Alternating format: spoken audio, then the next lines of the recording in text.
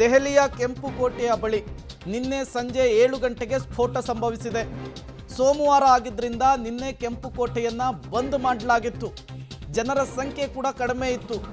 ಇಲ್ಲದಿದ್ದರೆ ಸಾವಿನ ಸಂಖ್ಯೆ ಮತ್ತಷ್ಟು ಏರಿಕೆಯಾಗುವಂತಹ ಚಾನ್ಸಸ್ ಇತ್ತಂತೆ. ಜಾಮಿಯಾ ಮಸೀದಿ, ರಾಜ್ಘಾಟ್ ಸೇರಿ ಪ್ರಖ್ಯಾತ ಪ್ರವಾಸಿಗ ತಾಣವೂ ಕೂಡ ನಿನ್ನೆ ಬಂದ್ ಆಗಿತ್ತು. ಹಾಗಾಗಿಯೇ ಜನರ ಸಂಖ್ಯೆ ಕೂಡ ಕಡಿಮೆ ಇತ್ತು. ಕೆಂಪುಕೋಟೆಯ ಬಳಿಯೇ ಮಾರುಕಟ್ಟೆ ಕೂಡ ಇತ್ತು. ನಿನ್ನೆ ಕೆಂಪುಕೋಟೆ ಬಂದ್ ಆಗಿದ್ರಿಂದ ಅತಿ ದೊಡ್ಡ ಅನಾಹುತವೊಂದು ತಪ್ಪಿದಂತಾಗಿದೆ ಅನ್ನೋದು ಗೊತ್ತಾಗ್ತಾ ಇದೆ. ದೆಹಲಿಯ ಕೆಂಪುಕೋಟೆಯ ಬಳಿ ಸ್ಫೋಟವಾದಂತಹ ಪ್ರಕರಣಕ್ಕೆ ಸಂಬಂಧಪಟ್ಟಂತೆ ನ್ಯಾಷನಲ್ ಇನ್ವೆಸ್ಟಿಗೇಷನ್ ಏಜೆನ್ಸಿ, ರಾಷ್ಟ್ರೀಯ ತನಿಖಾ ತಂಡ ಎನ್ಐಎ ಕೂಡ ಭೇಟಿ ಕೊಟ್ಟಿದೆ. ನಿನ್ನೆಯೂ ಕೂಡ ಸ್ಥಳದಲ್ಲಿಯೇ ಬೀಡು ಬಿಟ್ಟಿದ್ರು.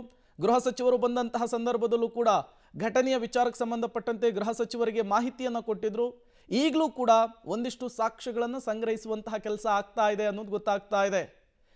ಈ ಸ್ಫೋಟವಾದಂತಹ ಜಾಗ ಏನಿದೆ ಅತಿ ಜನಜಂಗುಳಿಯಿಂದ ಕೂಡಿರುತ್ತಿದ್ದಂತಹ ಜಾಗ.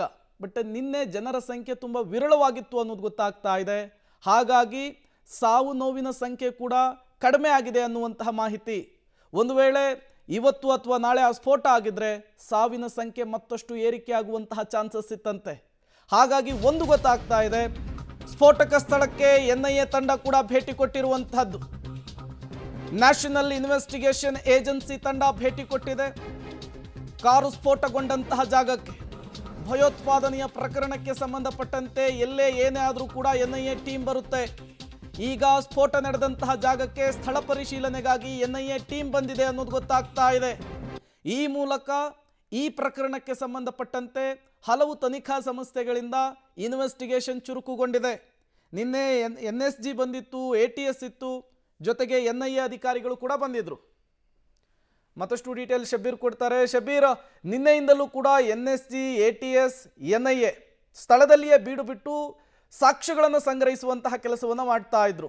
ಈ ಇನ್ವೆಸ್ಟಿಗೇಷನ್ ಎಲ್ಲಿಗೆ ಬಂದಿದೆ, ಸ್ಥಳದಲ್ಲಿ ಏನಾಗ್ತಾ ಇದೆ ಅಂತ ಹೇಳಿ ಶಬೀರ್? ಪ್ರೇಮ್ ನೋಡಿ, ಈಗ ಸದ್ಯಕ್ಕೆ NIA ಈ ಒಂದು ಸ್ಥಳಕ್ಕೆ ಬಂದಿರುವಂಥದ್ದು, ತನಿಖೆಯನ್ನು ನಡೆಸುವಂಥ ಕೆಲಸಗಳು ಕೂಡ ಮುಂದುವರಿತಾ ಇದ್ದಾವೆ. ಬೇರೆ ಬೇರೆ ತನಿಖಾ ಏಜೆನ್ಸಿಗಳು ಕೂಡ ಬಂದು ಸ್ಥಳದಲ್ಲಿ ಸಿಗಬಹುದಾದಂಥ ಸಾಕ್ಷ್ಯಾಧಾರಗಳನ್ನು ಕೂಡ ಸಂಗ್ರಹಿಸಲಾಗ್ತಾ ಇರುವಂಥದ್ದು.